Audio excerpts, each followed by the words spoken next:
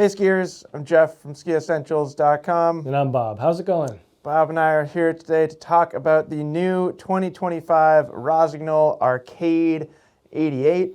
Yep. Got the ski right here. It is sitting right next to the Arcade 84, which we talked about first back in like the middle of February now, which feels like a lifetime ago. Feels like a long time ago. Yep. But basically the gist of it is Rossignol is kind of paring down the experience line for 2025, at least on the men's side. The women's side basically stays the same. Yep. But on the men's side, a handful of experience skis go away. Probably most notably that Experience 86 Ti that you're standing next to right now. And they are replaced with these Arcade 84 and Arcade 88 skis, which I, for one, am quite excited about for a number of different reasons.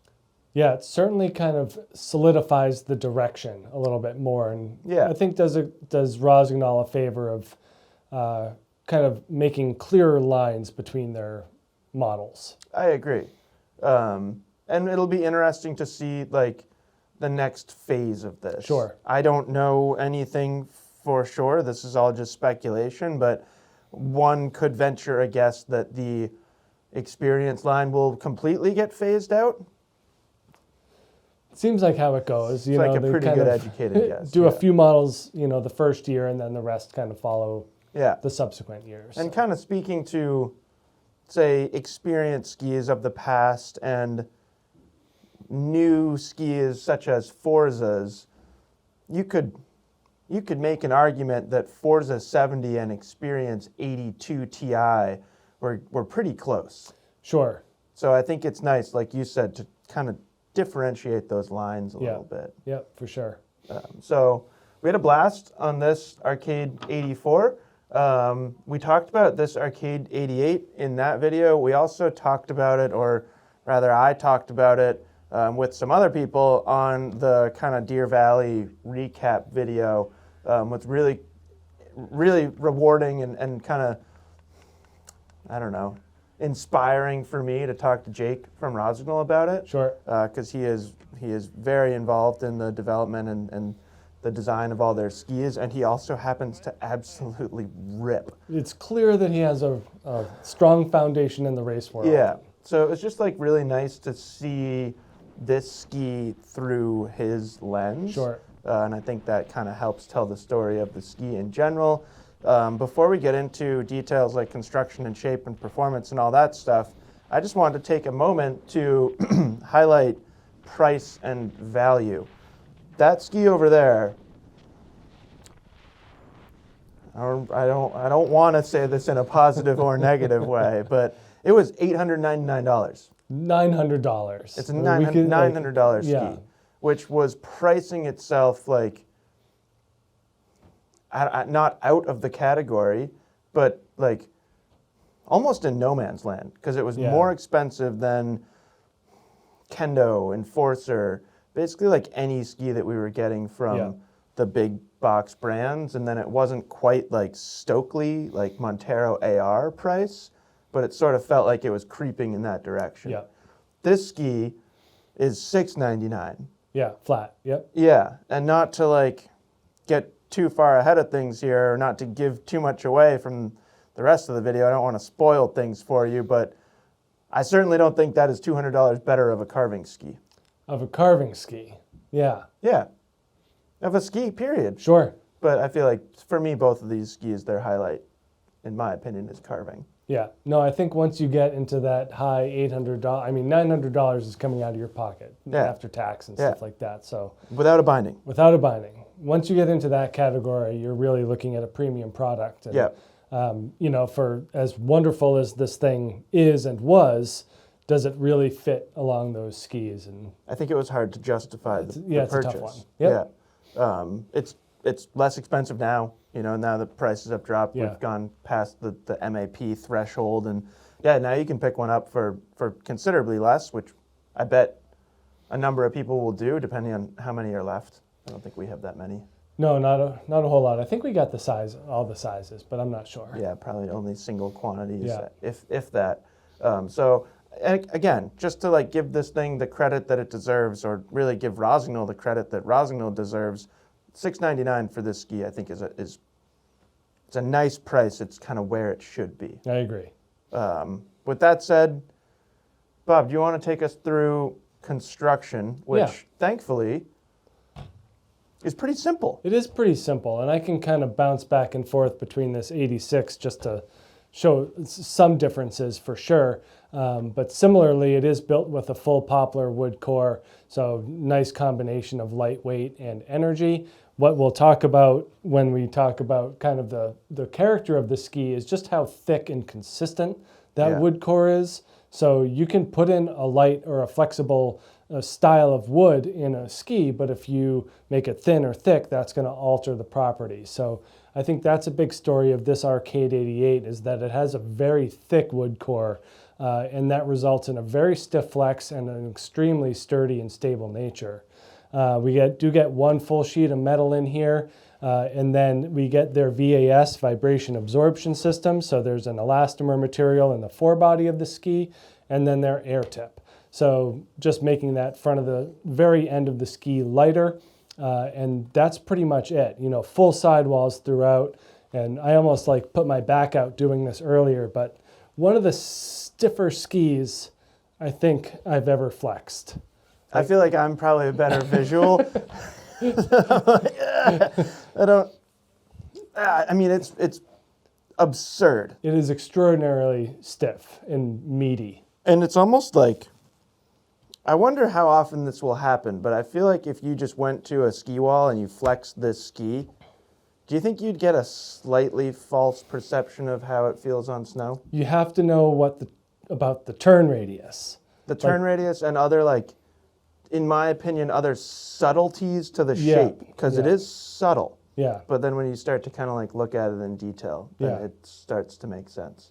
Rossignol stating this thing at about 1,800 grams per ski in this 178. Yeah, so it's not the heaviest. Down about 100 grams from the 86 Ti, which uses 2 full sheets of metal. Well, and I would probably down, say, about 100 grams based on the average weight in this width with metal category. Yeah, I think you're looking at that 2,000 gram kind of. Yeah, that's where my mind went. 19 to 2,000 average. Yeah. So that's kind of a factor of using that lighter weight wood, but kind of using a lot of it. You know, not the full 2 sheets of metal. Yeah. But certainly enough to keep it stable and smooth, and certainly more on that with performance. But it is amazing how much you can control, or rather how much a manufacturer can control flex pattern through core thickness. Yeah.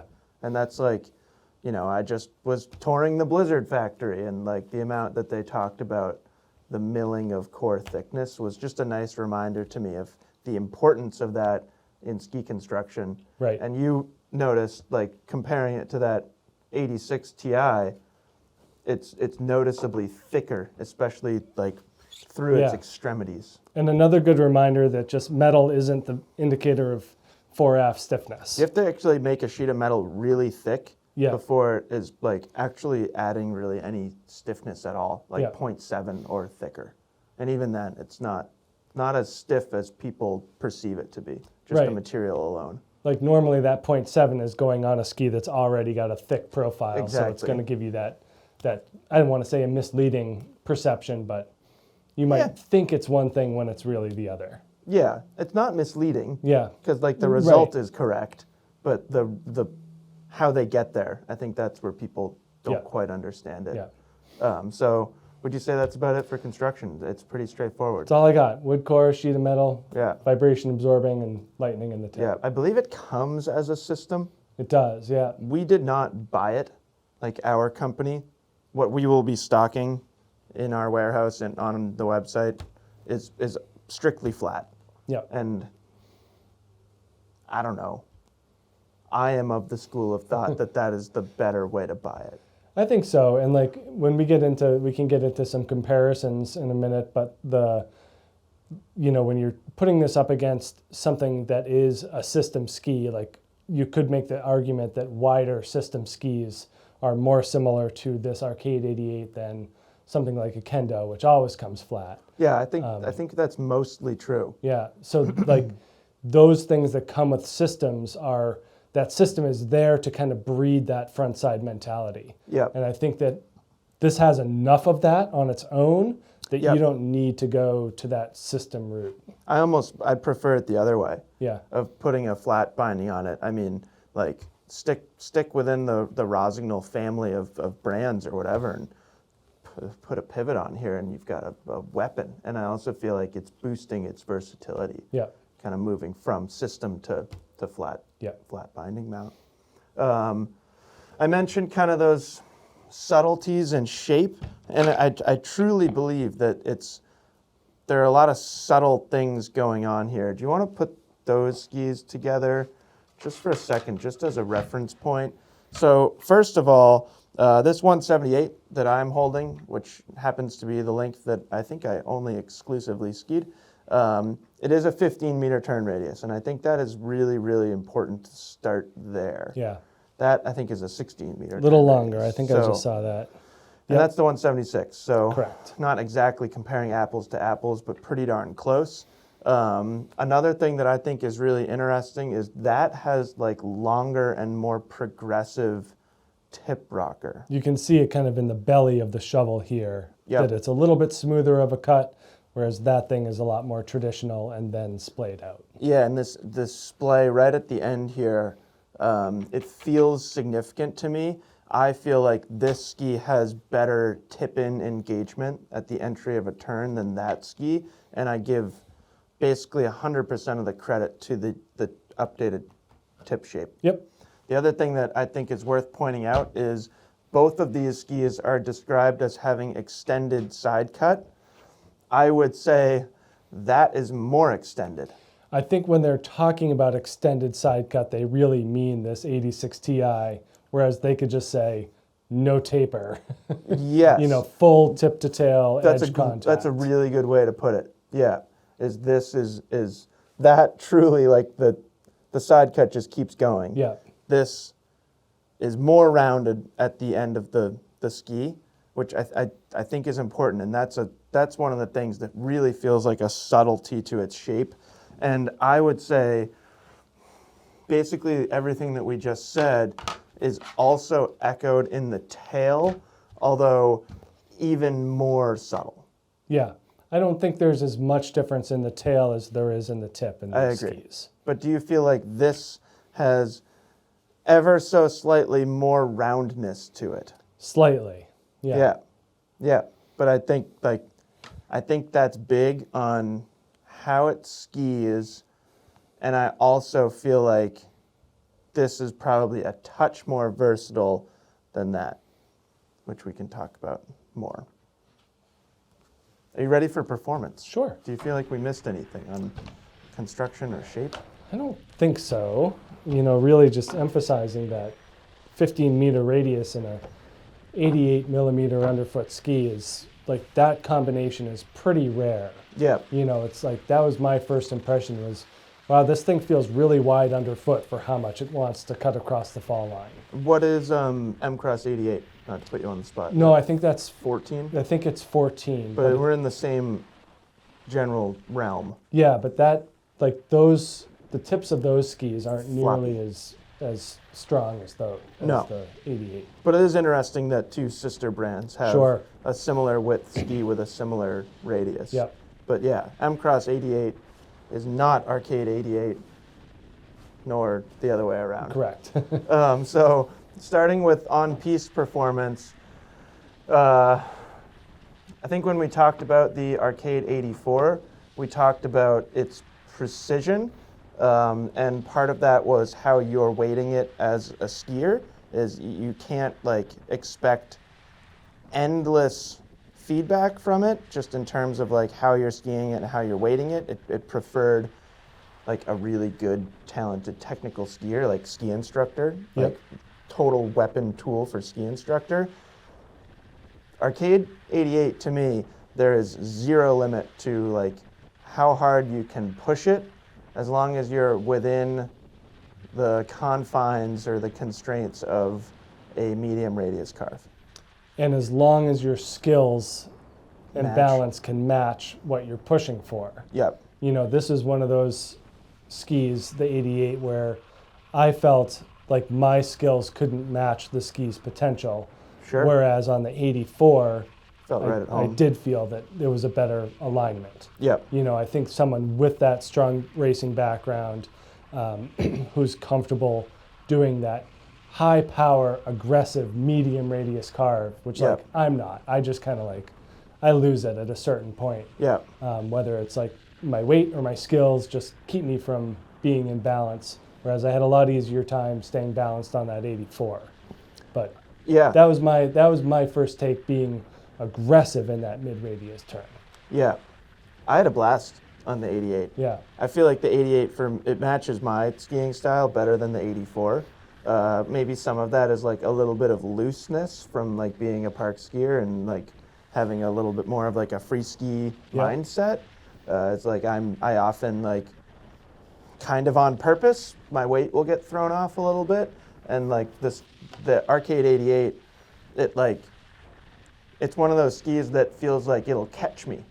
You know what I mean? Yeah, totally. Like there's no limit to its torsional stiffness or edge grip, so like for me that translates to basically no limit to how I'm gonna ski it, as I can be like kind of creative and loose in just a carving application, and the ski will perform admirably. I had a lot more success in mellow to moderate terrain. So like I asked you when I was writing the article about the lower North Slope test. So we have this wide open area kind of at the bottom of the mountain where it's open, mellow, gradual, and skis that perform well on that section are a whole lot of fun.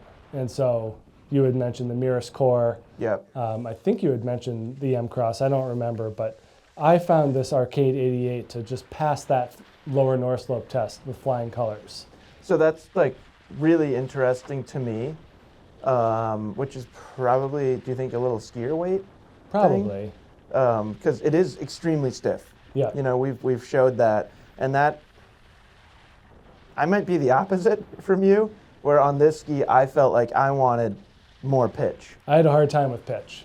I liked the pitch because the pitch was what I could bend the ski against. Where like on flatter terrain, like that lower North Slope area, I certainly appreciate the ski. It still is fun to ski, but I couldn't get like dynamic movements out of it as easily as you could. What was really interesting too for me is I feel like the same can be said for snow density, which like helps me mentally put this, although it is, I will forever label it as an all-mountain ski, it helps me put it or categorize it more in like a carving all-mountain ski. Yeah. Rather than like Sender Soul 92 was the ski that we were just chatting about in contrast to this. That ski really likes softer snow conditions. This ski, this Arcade 88, I felt like I needed not ideal snow conditions, but it's like the better, the kind of the denser the packed powder was, the better I could ski it. Yeah. Because I had more to push against. We had a weird kind of granular snow day that we have a lot of footage from, and just watching the footage back, I can kind of tell that I wanted to bend the ski more, and I wasn't willing to trust pushing through that ultra soft kind of sugary snow to get to something firm underneath. Sure. Because it just wasn't like, it just didn't feel super intuitive to me. So I like pitch and snow density, which like we're talking about like pretty specific things here. I think like you got to take it with a little bit of a grain of salt, because yes, it can handle softer snow conditions. Yes, I enjoy skiing it on flatter terrain. Yeah. I'm sure, yes, you can ski it on steeper terrain too. We're kind of just talking about where we found the sweet spot. Yeah. No, that's 100% correct. And you know, even I kind of had an easier time than you probably on that softer, more granular snow. That's exactly I exactly just the bend same. it a little easier. Right. Get it to hook up and find that shorter radius. Right. Whereas otherwise, you were probably trying to bend it and it would just want to go straight. Kinda, yeah. or at least it didn't, like, in the right scenario for me, it is incredibly rewarding. Yeah. Like the first time we skied it at Pico or whatever, Pico, like that snow was perfect. Perfect. Yeah. And like it just absolutely ripped. And the way it comes across the fall line and like gets this super, super high edge angle and does it really pretty easily is awesome. Yeah.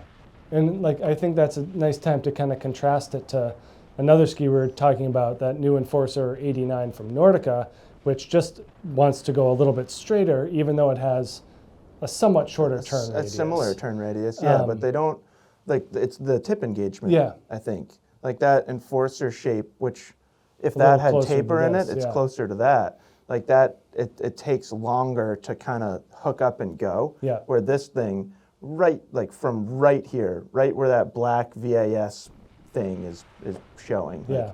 you feel it right there, and it creates such a fun turn shape. Yeah. Like, I think there's a lot of people. I don't think that ski was like on the radar of too many people because of the price. Yeah. If you wear that Enforcer Kendo, what are other skis? There are tons.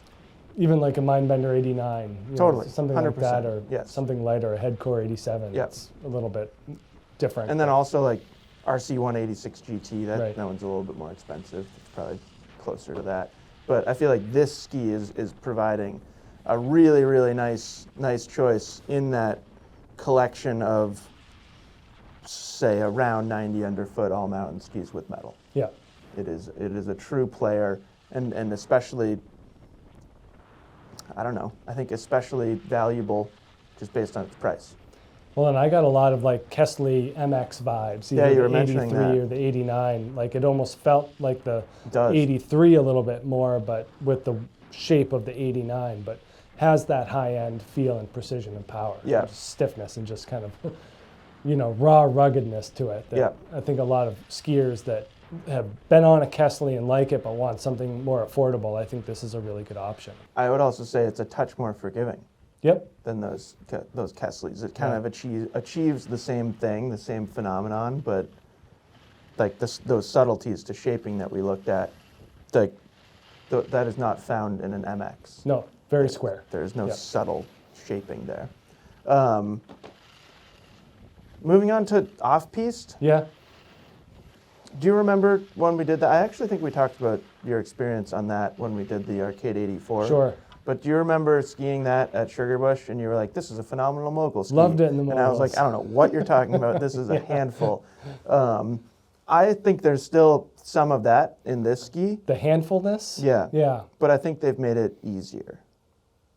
I think that this is still a better mogul ski, this 86. Why would that be? The tip rocker. Oh, you like the tip rocker Yeah. and how it engages? Yeah.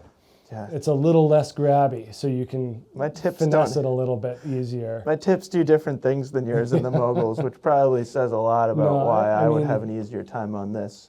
I just think I think it's on the stiff side to be Yeah. really Pushed. kind of going up and down with the troughs of the Yep. moguls. Yep. I don't, like you said, not everyone skis moguls like that. A lot of people are a lot more side to side. Yeah. So you don't need the ski to be particularly flexible. If you're thinking about something that's on the flip side, like an Atomic Bent 90, which is very flexible. Or and a that's- Sender Soul 92. Yep. That's much easier to get up and down. I think these work better for skiers that are doing more S-shaped turns in the moguls and kind of avoiding the tops as opposed to Yep. skiing the tops. Yep. And we've had this conversation plenty of times in the past about other skis that kind of fall into this category, but unsurprisingly, it's pretty skill dependent. Yeah. So when I was out in Utah skiing Deer Valley, Jake spent a lot of the day on this, and for a good portion of the day, I was kind of leaning towards Sender Soul 102 because we were skiing some off-piste stuff and some steeper lines and stuff like that.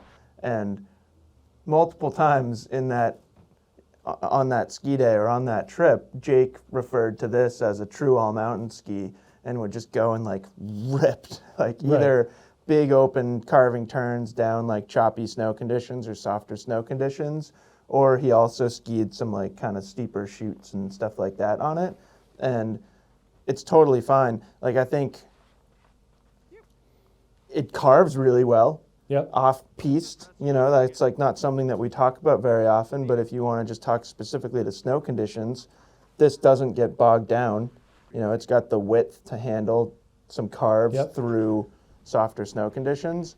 I think anytime where you're making shorter skidded turns, you just have to be a good technical skier and just unweight the tail. Yeah. Because there's not much like slip and smear behind you. Yeah, and I think that might like move some intermediate to advanced skiers from the 88 to the 84 in terms of being able to get a little bit more, mobility out of the ski, especially in the tails. But not completely different, but very different in that sense. Yep. And I think the 84 is easier to manipulate in every sense. Yeah. So you can change up like carving turn radius more easily on the 84 because the tips and tails are a little softer. I also think arguably probably a better mogul ski or like a better ski for an intermediate to kind of explore terrain like that on. This to me feels like an advanced expert only ski. Yeah, I think the stiffness really puts it in that category, and just the classic nature of it. I mean, it's a very traditionally shaped ski that if people are kind of are brought up in this, modern era and they're used to things with more taper and more rocker, and then you get on something like an Arcade 88 where someone like Jake with a racing background, he's like, oh, this is what I grew up on. Right. Like, obviously I'm going to be able to manipulate this style of shape. But if you're not used to it, there is a learning curve. Totally. The other thing that what you just said reminded me of, if you skied an original Experience 88, the black and green one, and you liked that, you're going to love this thing. Yeah. It is like a reincarnation of the original Experience 88, but with modern technology. Yeah. And like that ski was awesome. And so many people really, really liked that ski. And from my experience from selling that ski a lot, most people liked it through the lens of this is a phenomenal carving ski in a friendly width. Yep. So I think they kind of, it's nice. It's nice that they like harnessed that success from the original Experience. Yeah, I agree. And I think we talked about that a lot with this one, is like the progression of the Experience line, and it kind of went more all mountain. It went from that original one to more all mountain, more versatile, kind of like more focused on moguls and trees and stuff like that. And then it went to that, which like, this was a big change. Felt like a complete departure from that. Went like kind of too far the other way, or not too far, but it went really far the other way towards carving performance, and everything got narrower. Yep. And now it feels like they've found that nice sweet spot again of where the ski should be. I agree.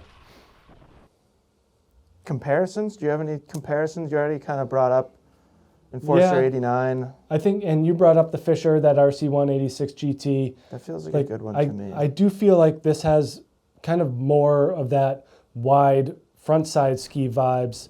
Head Super Shape Titan, Vocal Deacon 84. Yeah. What's the new Fisher? Alon Wingman. The RC one's gone. It's now the Curve. The Curve GT 85. Like it feels pretty similar to that. I skied that Fisher on a pretty similar, like softer snow day. I was distracted by your shoes. Your shoes are sweet. Thanks. I remember skiing it at the ski test. Like I went through a number of those skis, those kind of mid-80 more carving focused skis, and I agree that this feels right at home in that category. Yeah, versus a Kendo or an Anomaly 88 or that Enforcer 89 that are still kind of having those kind of free ride vibes in that narrower shape. This, to me, feels like it wants to be a little bit more planted, more front side oriented. Yeah. But it still has, so it has that room on the upper end to expand on, as opposed to the Kendos and Anomalies that have the room on the lower end, on the carving end, to expand into. That got confusing for me, but I think I understand. Can I bring it home a little bit? Yeah. Sure. I find some arcade anomaly similarities, particularly in the 88. That's kind of it. Okay. Like the 84, the 84s feel very different Yeah. to me. I mean, the amount of metal is very different, but yeah, I find that it's really like the amount of metal and kind of the weight and vibration damping. This ski feels more lively, Yeah. like in and out of a carving turn to me. Yeah, I mean, you certainly get amazing rebound out of that thing. Yeah. When you get it to bend, you're gonna Yeah, You're gonna shoot feel it on the yourself in the other backside. turn. Yeah, no, it's pretty awesome. Yeah. Do you feel like a successful story here? I do. I think that like the one thing I'd say is in Rossignol's catalog, I think that they're billing it as a little bit more versatile than the reality that I experienced. You know, they're really trying to push it as like this is an all conditions ski, and I think that like you were saying does require It's ability level dependent. a skill set as opposed to a more versatile 88, even like an Elan Ripstick 88, which Yeah, for a lot of people is a true all conditions ski. yeah, but then like doesn't match the torsional stiffness. Right. Yeah. That's my only thing I wanted to Well, bring and like up. Ascender Soul 92, Yeah. that's 4 millimeters wider. I feel like anybody could ski that anywhere. Sure. Like maybe not a beginner, probably not a great beginner ski, but like, yeah, intermediate, you want an all mountain ski, that's a fantastic choice. Yeah. I would say intermediate if you want a true all mountain ski, go everywhere.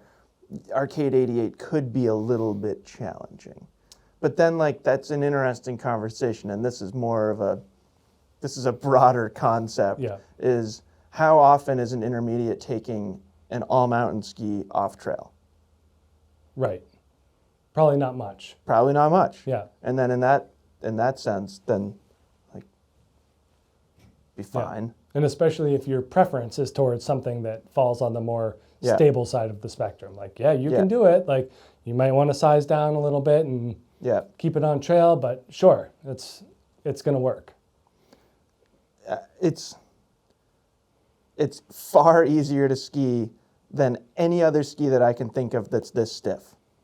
Yeah. Do you know what I mean? Yep. And that's where like that would be the potential for an intermediate, is if you're staying on trail, like the way that it transitions from turn to turn is pretty intuitive. Yeah. I agree. So, great skis. I'm excited about arcades. Yeah. No, it was fun like going through the article and kind of revisiting this ski and thinking, Yeah. oh yeah, I actually did really enjoy that thing. Loved it. Like every time. Yeah. It was really fun, like that first time that we skied them kind of back to back at Pico, Yeah. going 84 to 88. Like the step up in torsional stiffness and carving performance from 84 to 88 is pretty noticeable. Yeah. Like there's no limit. No, it feels just like it's like a wide race ski. You know, Yeah. that's kind of what they're getting into here. And Yeah. the width really helps with that versatility and just plowing through anything. But again, on the feet of a skilled skier who You know can how deal with it. you know how Ryan Daniel races on the Brahma 88? Yep. I could see myself racing on an arcade 88. That was another thing I thought of, was like, I would rather ski that in a race course than a mogul It course. would rip Yeah. in like our race course, Yep. which is like tight GS set, kind of right in between slalom and GS. Yeah. All right. Because you never get going like, not that it really has a limit, but you never are going that fast. Well- It's more that there's like 4 turns that require Yeah. utmost precision and a lot of torsional stiffness, and I feel like this ski kind of has both of those things. Like, I'm never going that fast. Like, that would be a great fit for me because I'd feel comfortable keeping up with the pace of the gates. I don't think anybody, certainly myself included, goes fast enough in our ski bum course that would push that past its limits. You're probably right. It's a pretty short course. So that's it. That is the Arcade 88 from Rossignol. Just a phenomenal, ripping, carving all-mountain ski. Yeah. So fun. So And again, that high-end performance with that nicer value, just to bring Yeah. it back to the value Yeah. perspective, I think is important. yeah, kudos to Rossignol for not making a $900 ski. Yeah. Because that was tough. It's expensive. Tough to palate. Yeah. So anyways, let us know if you have any questions about the Arcade 88, and we will talk to you soon. Bye.